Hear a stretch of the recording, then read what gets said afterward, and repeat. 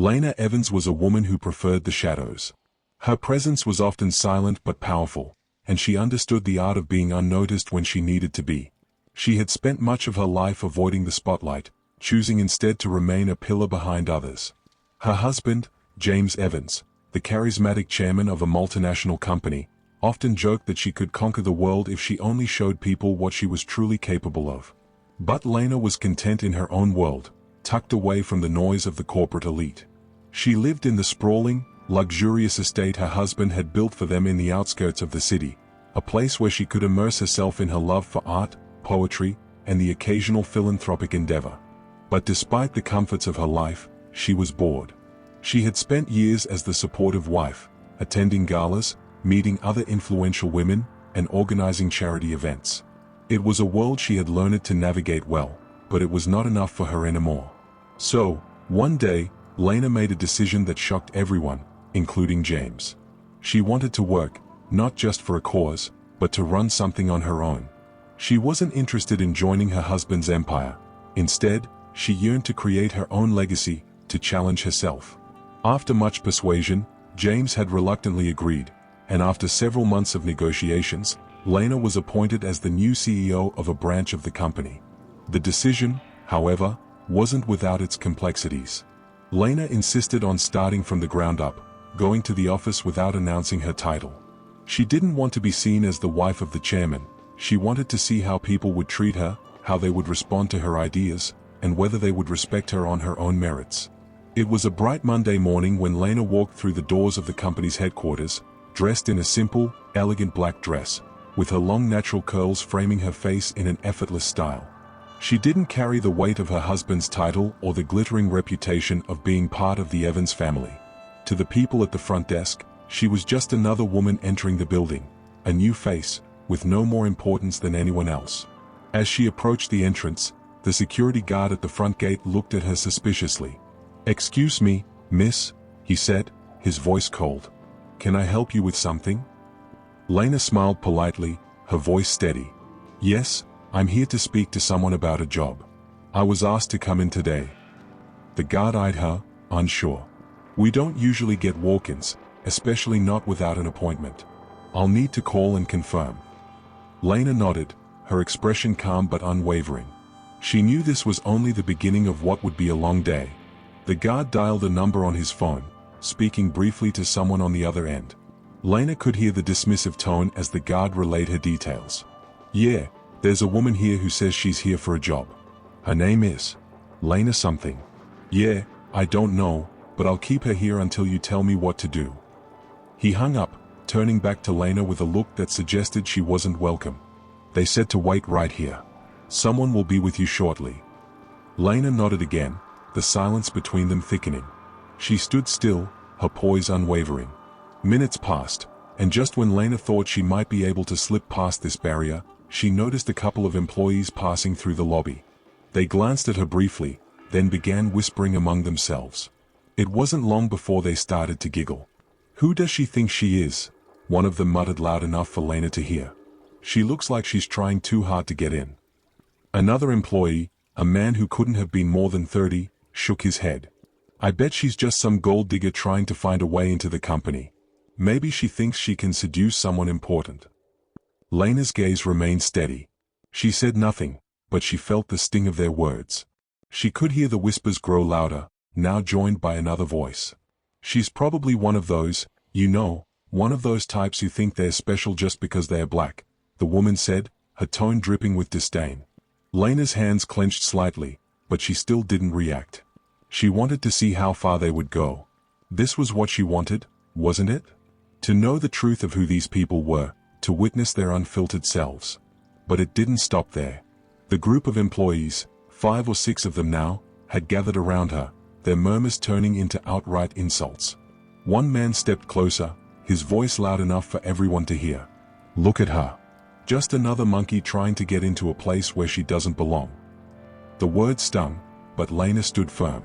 She had encountered racism before, but this was different. Her patience was being tested. They had no idea who she was. One of the employees, a woman with short, blonde hair, laughed derisively. "Yeah, we don't let monkeys into our space. This is a professional environment, not some zoo. Two junior staff members pass by, glancing at Lena. They chuckle softly, exchanging smirks. Looks like someone wandered in from the street, one says, nudging the other. Another woman walks past, flipping her straight hair, eyes narrowed with disdain. Probably here to drop off someone's lunch. Lena maintains her calm, simply adjusting the strap on her bag. But her quietness seems to offend them further. She feels the eyes on her, judging her skin, her hair, her poise. A male employee leans toward the security guard. She's still here? Won't leave. Told her we are full. But she's acting like she owns the place. Maybe she thinks the black card gets her in. Next time we'll need a leash. Can't let monkeys run around corporate spaces. Lena's heart clenched. She took a slow breath and lowered her gaze. She wasn't angry. She was calculating. Another employee approaches, a woman from HR. She takes one look at Lena and wrinkles her nose. Who allowed this? You people are making the place look unprofessional. They all laugh. Casual, cruel, unchecked. One of them takes out a phone, pretending to snap a photo. Smile. This is your big shot at our company, Jungle Queen. Lena's heart pounded, but she didn't flinch. She remained composed, her eyes narrowing ever so slightly. This was not about her race. This was about treating people equally without bias. She had been underestimated, and it was time to reveal the truth. With a composed breath, Lena picked up her phone and dialed James' number. Hello, darling, his deep voice answered. How's the first day going? I think it's time you make a call, Lena replied calmly, her voice laced with an air of quiet authority that caused James to pause. What's happened? He asked, his tone immediately shifting to concern. I've been insulted, James. These people here are racist and it's time they learn, she said, her calm exterior belying the storm that was quietly brewing beneath the surface. There was a long pause before James spoke again. All right. I'll handle it. Minutes later, the branch manager arrived, his face pale when he saw the group of employees huddled around Lena, their attitude still arrogant and dismissive. He approached the group cautiously, his eyes darting between the employees and Lena. You all need to leave, he said, his voice shaking slightly. And I suggest you leave now before this gets worse. The manager, looking at the employees who seemed shocked at his outburst. Lena could still see the disdain in their eyes, but she didn't care. As the employees were going, they discussed among themselves, maybe the manager was the connection Sir thought she had. The woman from HR said she will report the manager to the chairman as if she knew the chairman personally. Within moments, Lena's phone rang again. It was James. I've spoken with the head of HR. Those who were involved will face consequences.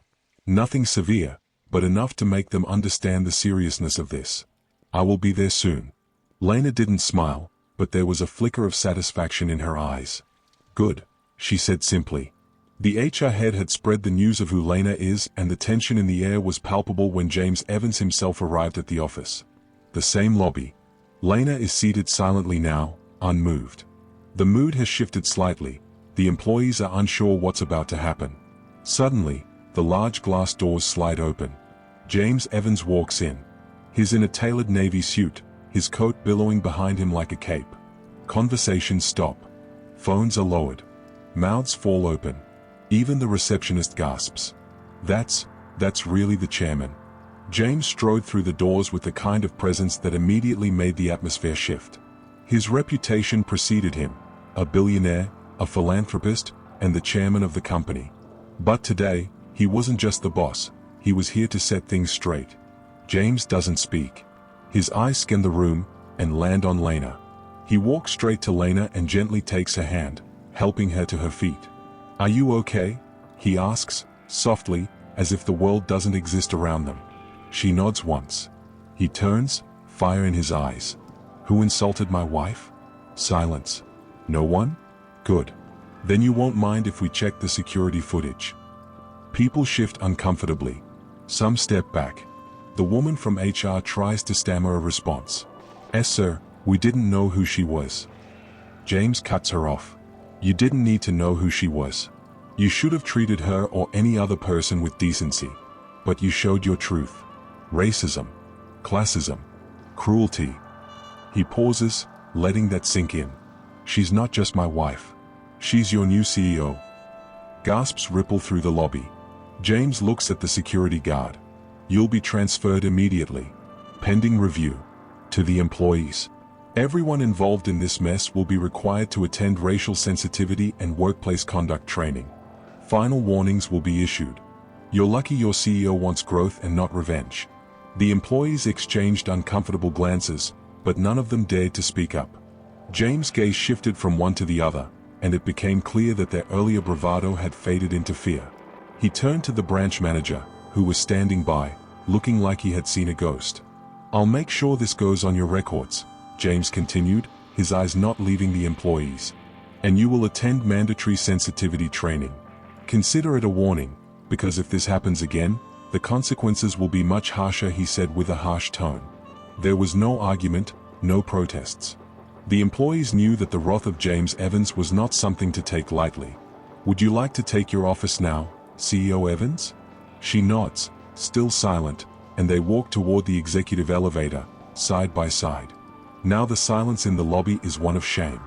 The next day, the office was filled with whispers, and the once arrogant group who had insulted Lena was now humbled. Lena had never revealed her true identity to them. They discovered who she really was only after James' appearance and the ensuing consequences. It was a humbling lesson for all involved. Lena didn't need to prove herself to anyone. She had built her own legacy by showing them who she really was, not by power or prestige, but by revealing the truth of their own actions. The employees learned that there were repercussions for their behavior, and Lena, in her quiet strength, had ensured that they never forgot the price of disrespect.